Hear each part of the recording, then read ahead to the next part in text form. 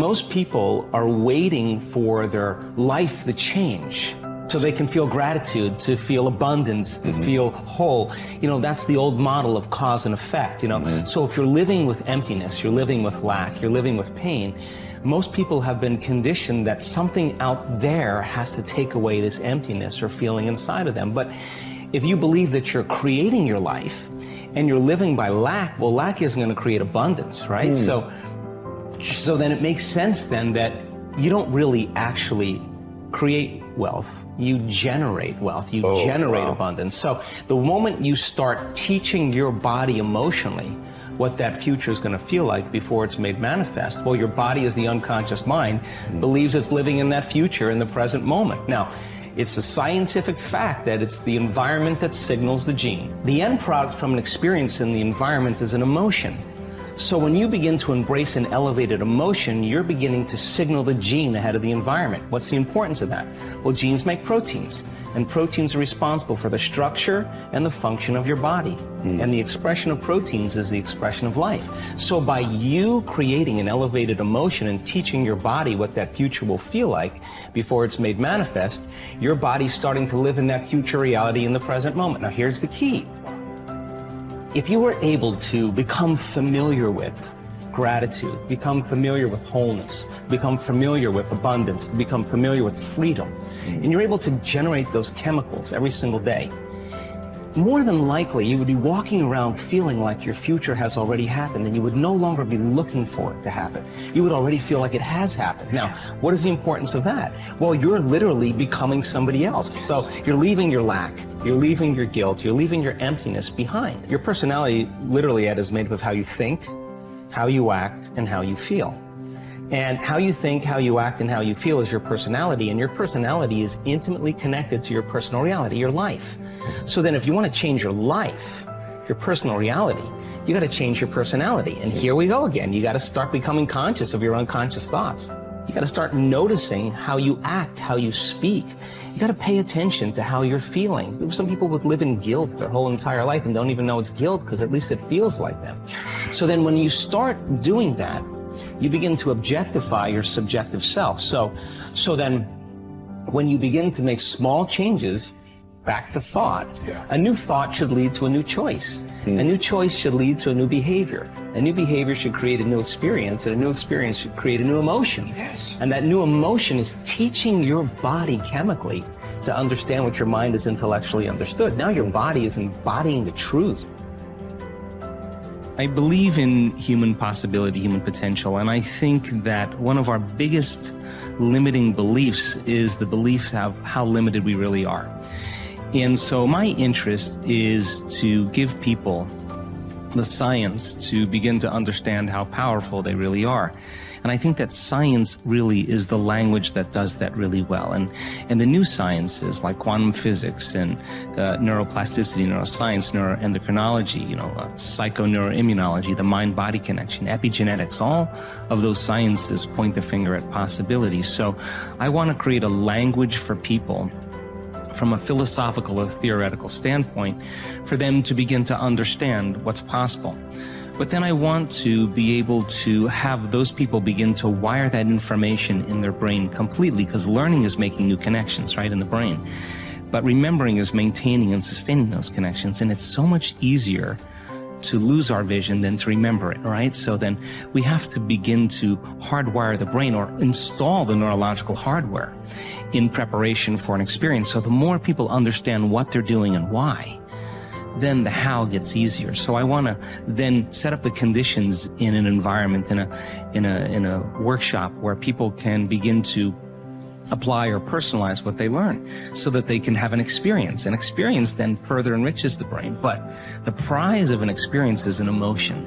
And once you start feeling unlimited, once you start feeling abundant, once you start feeling worthy, now you're teaching your body chemically to understand what your mind has intellectually understood. So knowledge is for the mind and experience is for the body, and people begin to embody the truth of that philosophy. Now, if they can repeat it over and over again, it'll become innate in them. It'll become natural, second nature, it'll become easy. They'll begin to master that philosophy. So I want people to begin to understand that thoughts are very powerful. Feelings drive our thoughts, and that they can begin to create a better life for themselves once they understand some of these principles. Your capability is constant, but how much of it you use depends upon the identity you have for yourself. For example, if you feel certain that you are an outgoing, outrageous person, you'll tap the resources of behavior that match your identity. Whether you see yourself as a wimp or a wild man, a winner or a wallflower, will instantly shape which capabilities you access. You may have read the book Pygmalion in the classroom, which details the dramatic change in students' performance when they become convinced that they are gifted. Time and again, researchers have shown that students' capabilities are powerfully impacted by the identities they develop for themselves as the result of teachers' belief in their level of intelligence. In one study, a group of teachers were told that certain students in their classes were truly gifted and to make sure that they challenged them to continue to expand. As can be expected, these children became the top achievers in their class. What makes this study significant is that these students had not actually demonstrated higher levels of intelligence. And in fact, some had previously been labeled poor students. Yet it was their sense of certainty that they were superior, which had been instilled by a teacher's false belief, that triggered their success. The impact of this principle is not limited to students. The kind of person other people perceive you to be controls their responses to you. Often this has nothing to do with your true character. For example, if a person sees you as a crook, even if you're an honest person and do good things, this person will search for the sinister motive behind your acts. What's worse is that after making a positive change, we often allow others in our environment who have not changed their image of us to anchor our own emotions and beliefs back into our old behaviors and identities. We all need to remember that we have tremendous power to influence the identities of those we care about most. The best effect of fine persons is felt after we have left their presence. Ralph Waldo Emerson. We all will act consistently with our views of who we truly are, whether that view is accurate or not. The reason is that one of the strongest forces in the human organism is the need for consistency. Throughout our lives, we've been socialized to link massive pain to inconsistency and pleasure to being consistent. Think about it. What labels do we attach to people who say one thing and then do another, who claim to be one way and then behave another? We call them hypocritical, fickle, unstable, unreliable, wishy-washy, scatterbrained, flaky, untrustworthy. Would you like to have these labels attached to you? Would you even like to think of yourself in this way? The answer is obvious. A resounding no as a result whenever we take a stand, especially a public stand, and state what we believe, who we are, or what we're about. We experience intense pressure to remain consistent with that stand, regardless of what that inflexibility may cost us in the future. Conversely, there are tremendous rewards for remaining consistent with our stated identities. What do we call people who are consistent? We use words like trustworthy, loyal, steady, solid, intelligent, stable, rational, true blue. How would you like to have people consistently use these labels to describe you?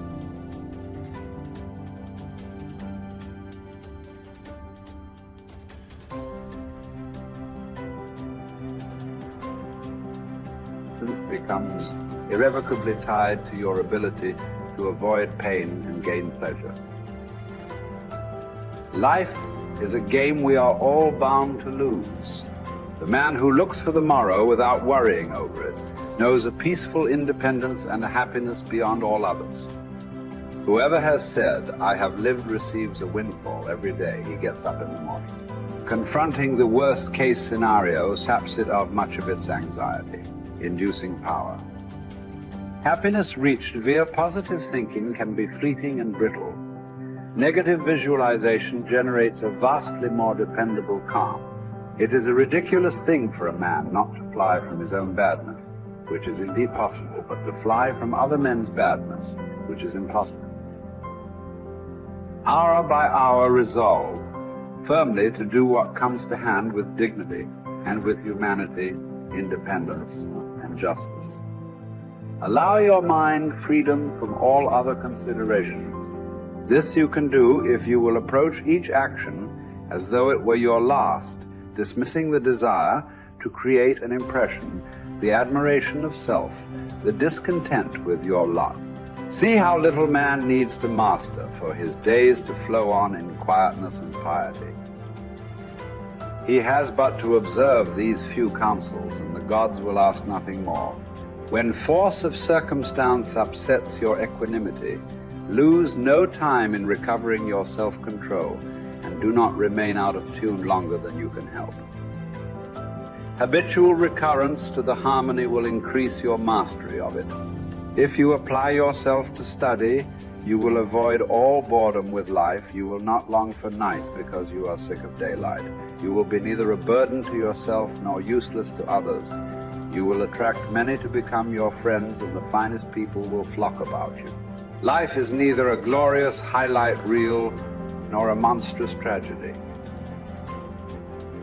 Every day is a good day to live and a good day to die.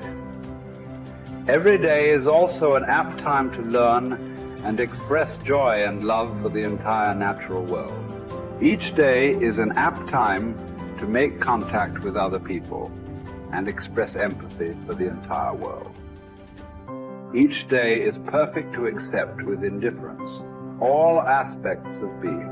Perhaps struggle is all we have because the God of history is an atheist and nothing about his world is meant to be. So you must wake up every morning knowing that no promise is unbreakable, least of all the promises of waking up at all. This is not despair. These are the preferences of universe itself. Verbs over nouns, actions over states, struggle over hope. And here are two of the most immediately useful thoughts you will dip into. First, that things cannot touch the mind. They are external and inert. Anxieties can only come from your internal judgment. Second, that all these things you see will change almost as you look at them, and then will be no more. Constantly bring to mind all that you yourself have already seen change. The universe is changed. Life is judgment. Each of us is impermanent wave of energy folded into the infinite cosmic order. Acknowledgement of the fundamental impermanence of ourselves unchains us from the strictures of living a terrestrial life stuck like a needle, vacillating between the magnetic pull of endless desire and the terror of death. Once we achieve freedom from any craving and all desires, and we are relieved of all titanic fears, we release ourselves from living in perpetual distress. Once we rid ourselves from any impulse to exist, we discover our true place in the universal order. The composition of our life filament is exactly right when we accept the notion of living and dying with equal stoicism. You have the power to strip away many superfluous troubles located wholly in your judgment, and to possess a large room for yourself, embracing in thought the whole cosmos, to consider everlasting time, to think of the rapid change in the parts of each thing, of how short it is from birth until dissolution, and how the void before birth and that after dissolution are equally